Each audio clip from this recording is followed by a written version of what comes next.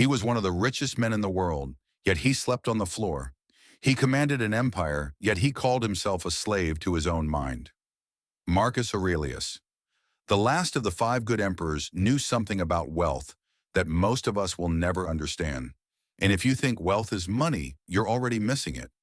True wealth, he believed, was not measured by coins or crowns, but by mastery over desire.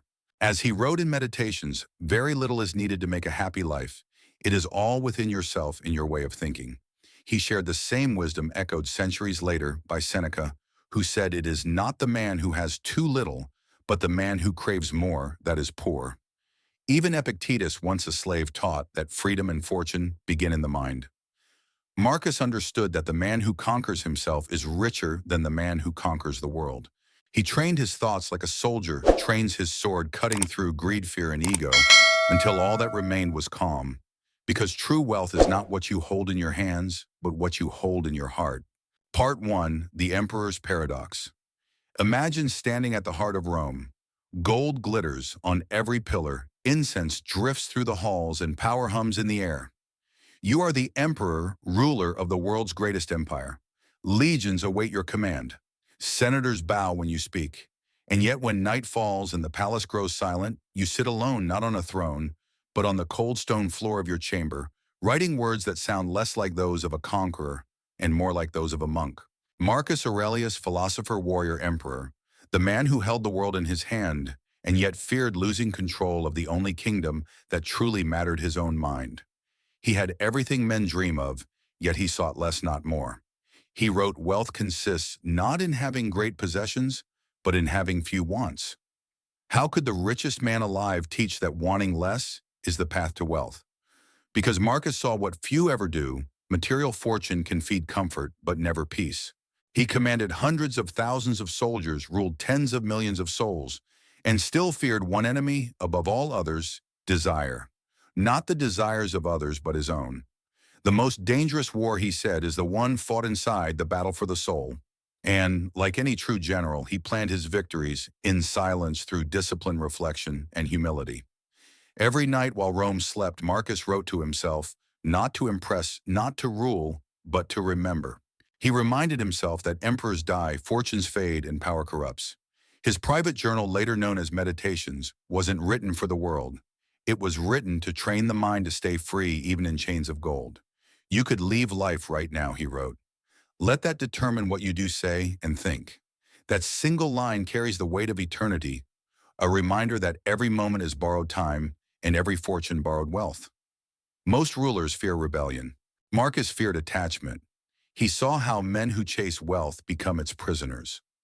Rome's richest citizens filled their villas with marble, yet left their hearts empty as stone. One day a merchant boasted to him about ships and gold. Marcus listened quietly and replied, "If you must measure wealth, measure what you can afford to lose." The merchant laughed, but history remembers only one of them. During his reign, historians estimate the Roman treasury held more than 600 million denarii, billions by today's standards. Yet Marcus donated vast sums to aid the poor rebuild cities and pay soldiers, fairly believing that wealth unused for virtue is corruption disguised as success. He wrote, "Do not act as if you were going to live 10,000 years. Death hangs over you. While you live, while it is in your power, be good."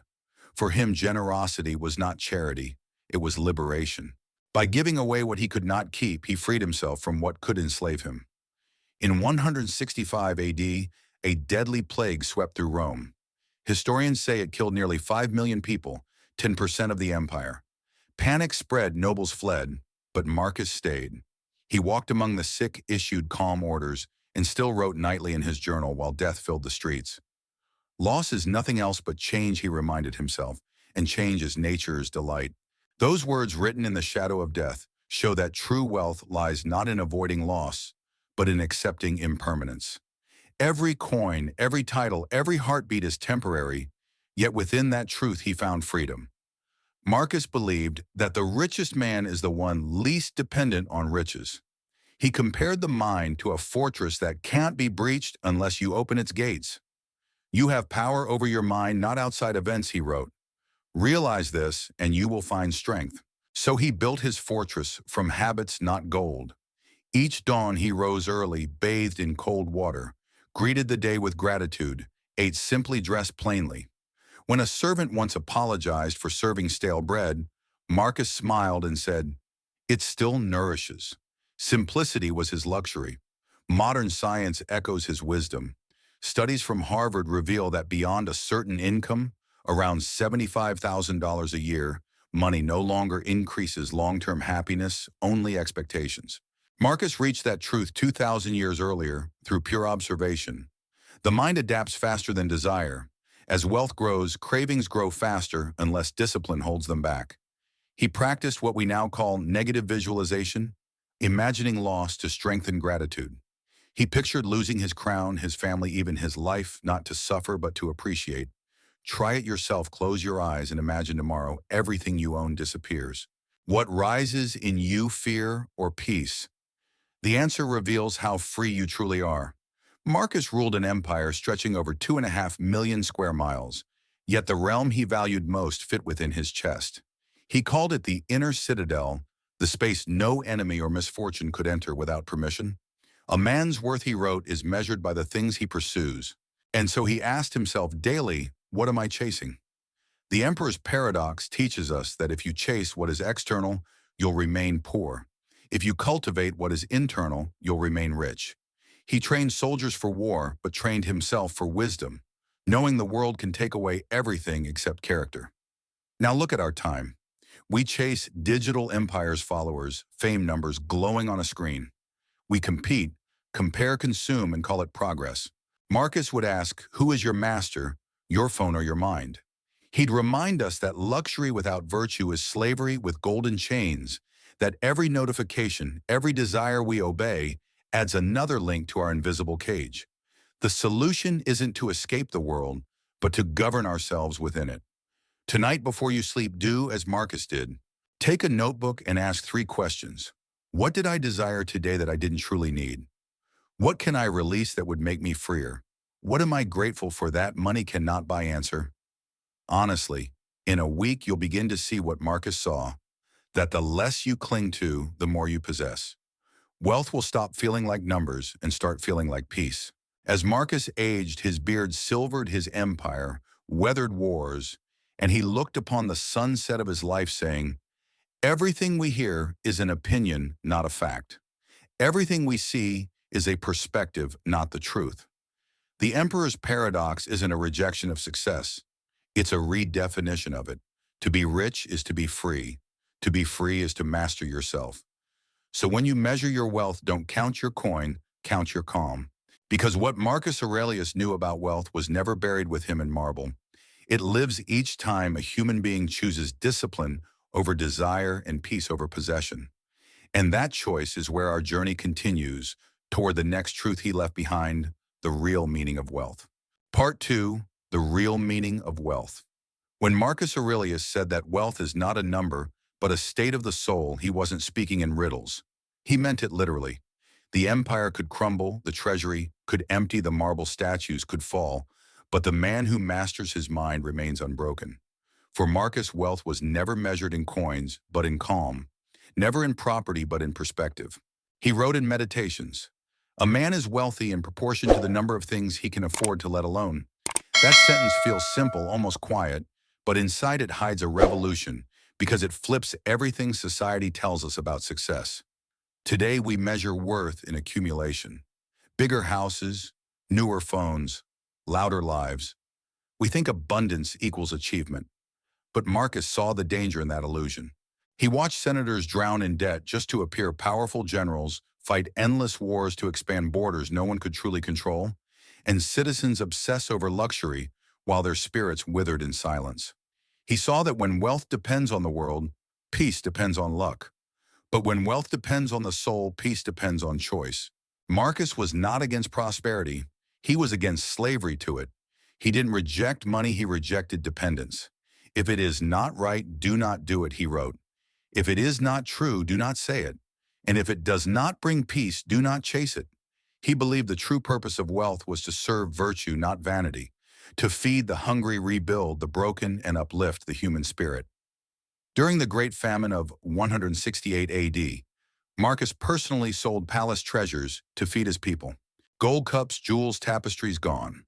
When asked why, he said, "Better that the people eat from clay than the emperor drink from gold." That one act redefined leadership. It also redefined wealth.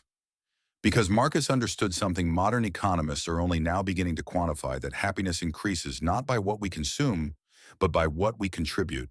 Studies from the University of Zurich show that people who give money to help others activate the same regions of the brain associated with joy and satisfaction more strongly than those who spend it on themselves. The Stoics already knew this 2,000 years ago. Giving wasn't moral, it was practical wisdom. To Marcus, true wealth had three pillars: reason, discipline, and peace. Reason is clarity, the ability to see the world as it is, not as fear or greed paints it. Discipline is mastery, the courage to say no to desires that weaken the soul. And peace is the reward, the quiet strength of a mind that needs nothing more to be complete. When you live by these pillars, money becomes a tool, not a tyrant. Marcus wrote, "When you arise in the morning, think of what a privilege it is to be alive, to breathe, to think, to enjoy, to love." He was reminding himself that the richest moment of life happens before any coin changes hands. Let's imagine him again sitting in his tent near the Danube River, writing by the dim light of an oil lamp. The empire is at war, soldiers sleep in the mud, plague spreads through the ranks. Yet he writes calmly, page after page, about gratitude, purpose, and virtue. How could a man surrounded by chaos write about peace? Because his wealth was inside him. He didn't depend on the outside world to validate his value. He had mastered what the Stoics called eudaimonia, the flourishing of the soul through virtue. It's not the shallow happiness of comfort, but the deep contentment that comes from self-command. The kind of peace that cannot be bought because it was earned through struggle. And this is the paradox we face today. We have more abundance than any generation before us, more access, more convenience, more information, yet record levels of anxiety, debt, and emptiness. According to the World Health Organization, over 280 million people suffer from depression worldwide, despite living in the richest era in human history. How can that be? Because wealth without wisdom amplifies emptiness. Marcus Aurelius understood this. He wrote, "Nowhere can man find a quieter or more untroubled retreat than in his own soul. When you are anchored within, fortune becomes just weather, sometimes sunny, sometimes stormy, but never fatal." He didn't just write philosophy, he lived it. When his general Cassius revolted and declared himself emperor, Marcus refused to retaliate in anger. Instead, he wrote to the Senate saying Cassius should be forgiven if captured alive. "No man can do me real harm," he told his advisors, "except by making me hate him." That's what inner wealth looks like: unshakable calm in the face of betrayal. Think about it. How many of us can face criticism or insult without reacting? How many can lose money or opportunity and still remain serene? Marcus practiced this daily. He trained his mind to be rich in patience, not possessions. He once wrote, "It is not death that a man should fear, but never beginning to live." And to live for Marcus meant to live with meaning, not merely luxury. He believed that wealth should serve life, not replace it. Let's make this real for you. Take a moment and reflect. What does wealth mean to you right now? Is it a number, a house, a feeling? If your definition depends entirely on things outside yourself, then your peace will always be fragile. But if wealth means mastery of your time, strength of your values, and gratitude for what you already have, then you're already richer than most of the world. Try this exercise Marcus would have loved every morning before you look at your phone or think about work lists. Three things you already have that no one can take from you: your character, your health, your loved ones, your capacity to think. Write them down. Read them out loud. Let gratitude be your first act of the day. Neuroscientists at UCLA have found that practicing gratitude for just 2 weeks increases dopamine activity in the brain by 30%. Marcus didn't need a lab to prove it, he felt it. Gratitude is wealth made visible. He also practiced what he called voluntary poverty. Once a month, he would sleep on the floor and eat only bread and water, not because he had to, but to remind himself that comfort is a choice, not a necessity. If you wish to be rich, he might say, learn to live happily with little. This simple ritual built resilience, a wealth no economy could collapse. Marcus's version of success wasn't the endless chase for more, it was the mastery of enough. enough time to reflect, enough courage to act rightly, enough peace to rest. He wrote, "The happiness of your life depends upon the quality of your thoughts." And so he guarded his mind as carefully as others guarded their gold. In a world obsessed with growth, Marcus teaches us the wisdom of stillness. In a culture that praises accumulation, he whispers the value of sufficiency. He reminds us that true wealth begins when comparison ends.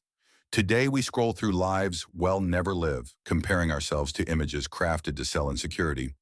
But Marcus would remind us, everything we hear is an opinion, not a fact. The wealthiest mindset is one that chooses truth over illusion. He'd likely smile at our smartphones, our constant chase for validation, and say, remember, your peace is your empire. So how can we live this wisdom today? Start with clarity. Identify what truly matters. Then practice discipline. Say no to what doesn't serve that purpose. And finally, protect your peace. Treat it as the most valuable currency in existence. Each day, reflect on the Stoic equation: wealth dash reason plus virtue plus peace. Reason keeps you grounded. Virtue keeps you clean. Peace keeps you whole. If you lose money, you lose something external. If you lose virtue, you lose yourself. Marcus' message isn't about rejecting success. It's about rebalancing it. Wealth is not the goal. Wisdom is. Now, as the candle in Marcus' tent burns low, he closes his journal. Outside, the wind howls through the night. Tomorrow he will wake to war, to politics, to uncertainty. But inside, he already possesses everything he needs. He whispers a final reminder to himself and to us across the centuries.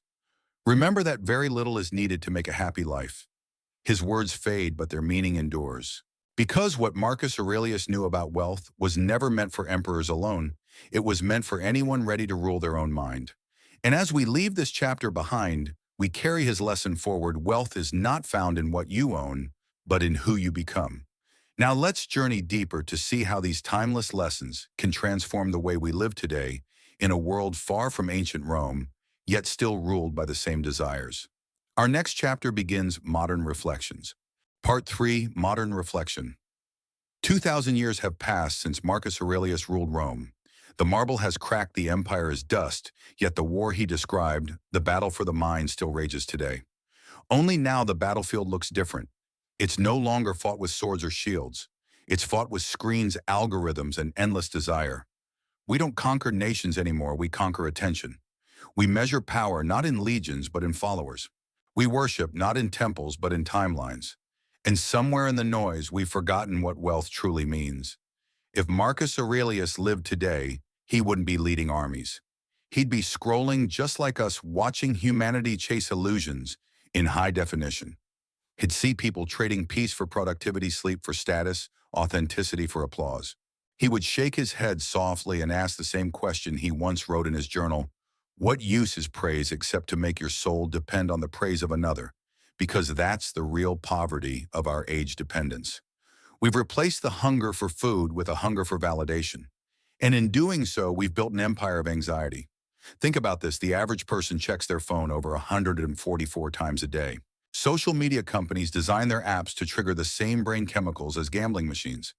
Every notification is a coin tossed into your attention, a little jolt of dopamine, a hit of false wealth. Marcus would have called it slavery, not the kind enforced by chains, but by cravings. He would remind us the happiness of your life depends upon the quality of your thoughts. But how can we control our thoughts when we've handed them to the algorithm? In Meditations, he wrote, "You have power over your mind, not outside events. Realize this, and you will find strength." Yet today we've done the opposite. We surrender our minds to the outside world, to likes, to opinions, to noise. We've built lives so loud we can no longer hear our own reason. Marcus Aurelius ruled an empire of millions and still found time to sit in silence. You and I rule a phone and can't go 5 minutes without checking it. So ask yourself, who is truly the slave? We often mistake busyness for purpose. But Marcus would say, be like the rock against which the waves crash. It stands firm, and the raging of the sea falls still around it. Stillness is not weakness. It's strength disguised as calm. Modern society glorifies motion: faster, louder, more. But the Stoics taught the opposite. Peace is found not in movement, but in mastery. Wealth is not having all you want, but wanting all you have. Let's imagine Marcus walking through a modern city, cars, honking people, rushing billboards, flashing promises of happiness for sale. He'd stop, look around, and smile sadly. He'd realize that the empire of Rome has been replaced by an empire of consumption. Different clothes, same emptiness. Different gods, same worship of status, pleasure, and ego. He'd probably whisper, "The object of life is not to be on the side of the majority, but to escape finding oneself in the ranks of the insane." And maybe, just maybe, he'd turn off his phone and go for a walk. Because modern reflection isn't about rejecting technology or success, it's about remembering balance. Marcus wasn't poor. He wasn't against beauty or luxury. He simply believed they should never own you. He taught that external things are indifferent, good or bad, only by how we use them. The same phone that distracts can also educate. The same wealth that corrupts can also heal. The choice, as always, is internal. Let's look at the data again. In 2024, global anxiety rates hit an all-time high with over 301 million people diagnosed worldwide.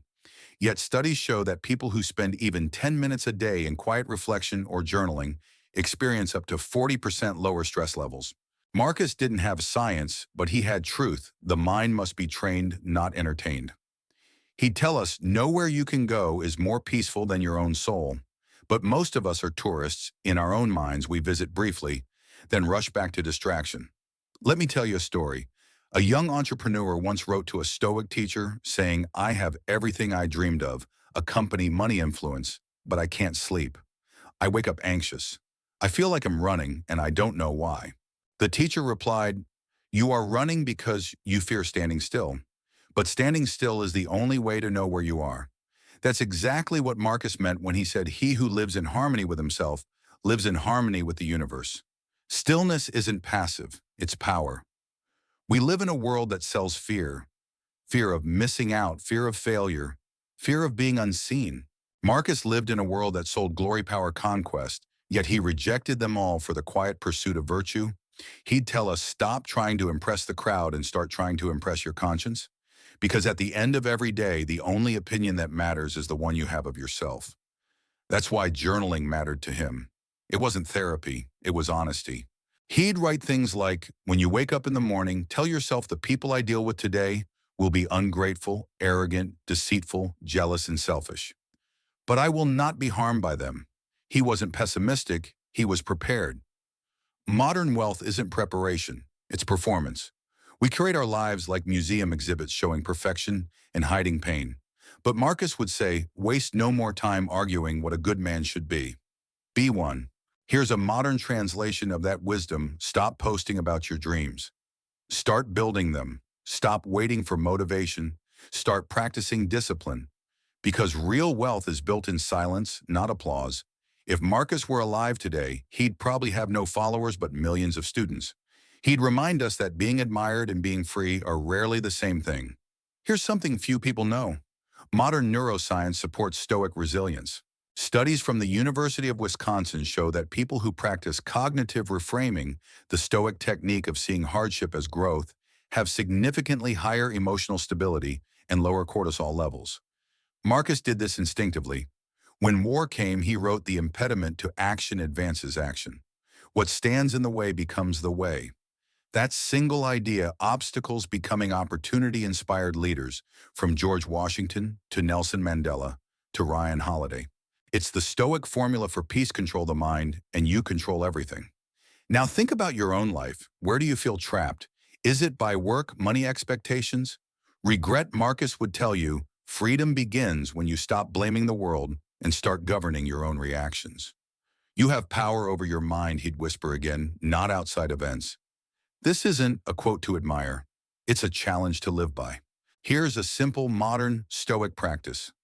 Next time something frustrates you, a rude comment, a delay, a failure, pause. Take one breath. Ask, is this within my control? If yes, act wisely. If no, release it. That's the most practical definition of freedom you'll ever need. And when you do this long enough, you begin to see the miracle Marcus saw. Peace isn't given. It's chosen. He'd look at our restless modern lives and say gently, don't waste time thinking about what others do. Think about what you are doing yourself. It sounds simple, but it's a radical act in an age of distraction. The Stoic wealth isn't stored in banks, it's stored in habits. Every moment of restraint, gratitude, courage, and clarity deposits interest into your inner account. The more you practice, the richer your soul becomes. So let's return to the question, what did Marcus Aurelius know about wealth that we don't? He knew that wealth begins and ends with mastery of the mind. He knew that every possession is temporary, but every principle eternal. He knew that freedom is not a lifestyle, but a state of being. And if we remembered even a fraction of that, we'd suffer less chase, less, and live more.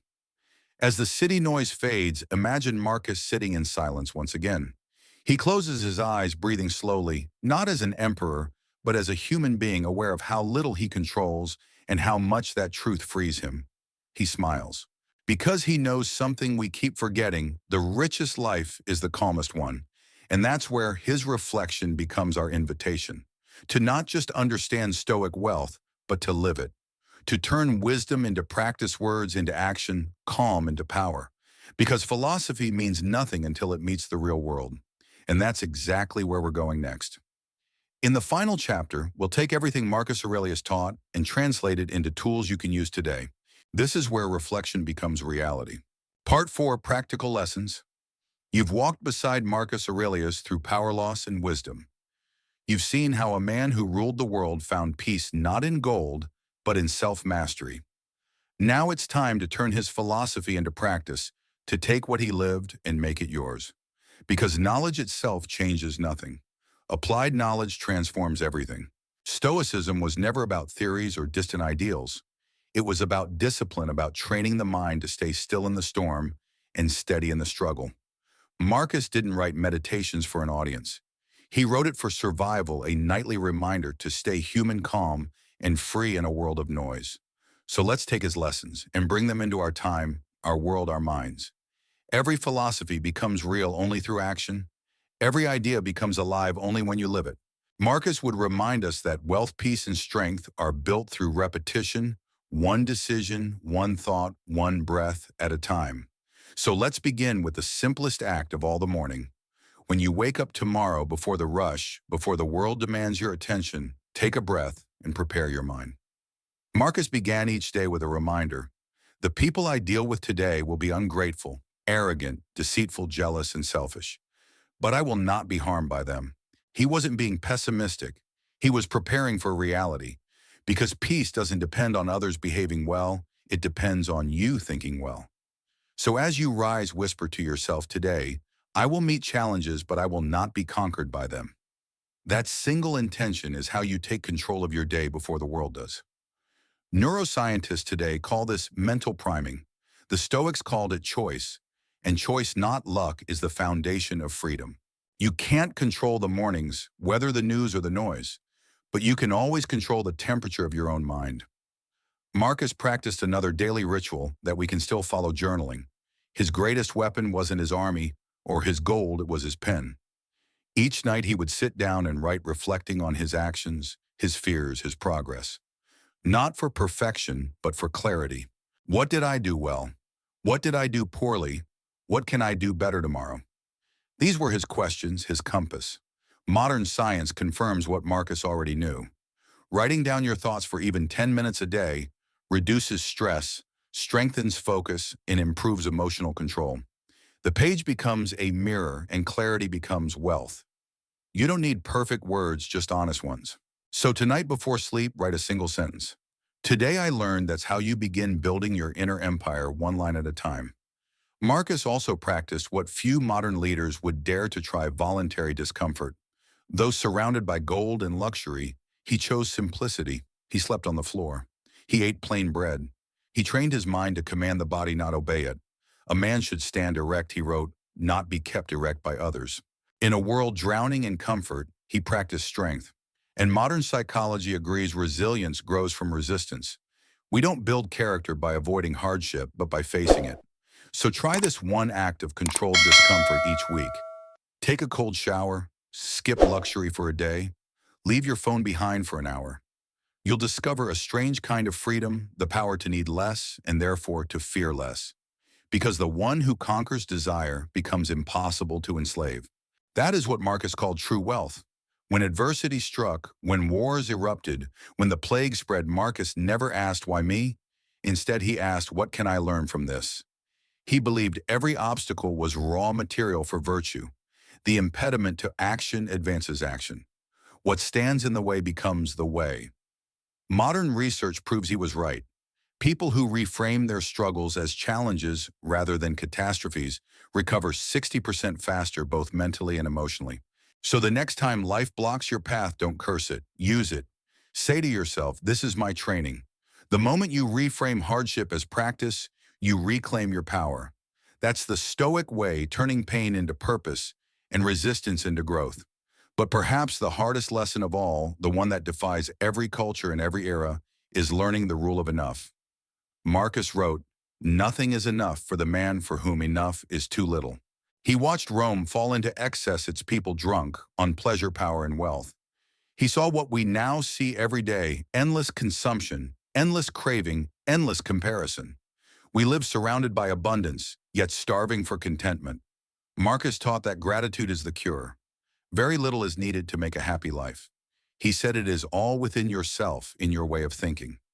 Each time you pause to appreciate what you already have, you loosen the grip of desire.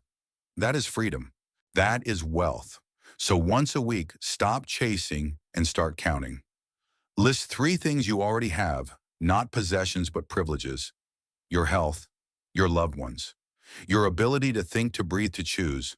Read them aloud. Let them remind you that true fortune has been with you all along. Modern studies even confirm this ancient wisdom. Gratitude increases dopamine levels by 30%, improving well-being far more than any raise or reward ever could. This is how Marcus lived, not in denial of comfort, but in mastery of it. The Stoics didn't preach poverty, they preached perspective. You can enjoy the gifts of life without being owned by them. When you stop measuring your life by how much you have and start measuring it by how well you live, you finally understand what it means to be rich. These practices, morning preparation, journaling, voluntary discomfort, reframing adversity, and remembering enough, are not just ideas. They're tools. Do them every day and you'll feel the difference. The noise of the world will shrink. The voice of your mind will grow stronger. And slowly you'll realize that the fortune you've been chasing outside has always been waiting inside. Imagine Marcus Aurelius, now an old man, his beard silver, his empire weary, sitting quietly by a window as the sun sets over Rome. He isn't surrounded by treasure. He isn't counting coins. He is counting breaths, grateful for one more day to think, to act, to live in harmony with himself. He knows what most of us forget, that peace is the rarest luxury and discipline the richest treasure. His words still echo across centuries. The happiness of your life depends upon the quality of your thoughts. He reminds us that success without virtue is failure in disguise, and that freedom begins when we stop blaming the world and start mastering ourselves. Because in the end, Marcus didn't leave behind a vast fortune. He left behind a mindset, one powerful enough to outlive an empire. And that mindset is available to every one of us right now in this very moment. So as this journey comes to a close, remember, wealth is not how much you have, but how little you need.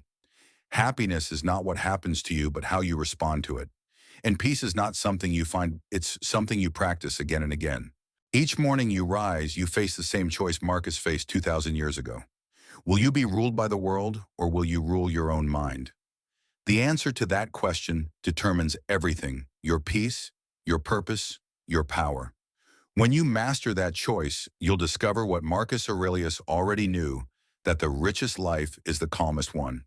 That true fortune is not about possessions, but presence. Not about ruling others, but ruling yourself. So take this wisdom with you. Practice it, share it, live it. Because Stoicism isn't a philosophy to admire, it's a way to live freely in a world that constantly tries to enslave your attention.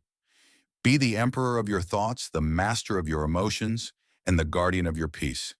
In the end, that's the only empire that truly matters, the one within.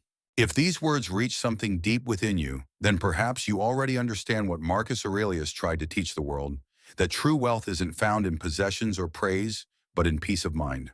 The richest life is the calmest one, guided by clarity, discipline, and gratitude. Let this remind you to choose reflection over reaction, purpose over pressure, and virtue over vanity. If this message inspired you, Share it not for me, but for those searching for stillness in a noisy world. Subscribe to Making Life Better for your daily reminder to live with wisdom, courage, and calm. And remember, Marcus, timeless truth. The happiness of your life depends upon the quality of your thoughts. Because when your thoughts are steady, your spirit becomes unshakable, and that is the truest form of wealth.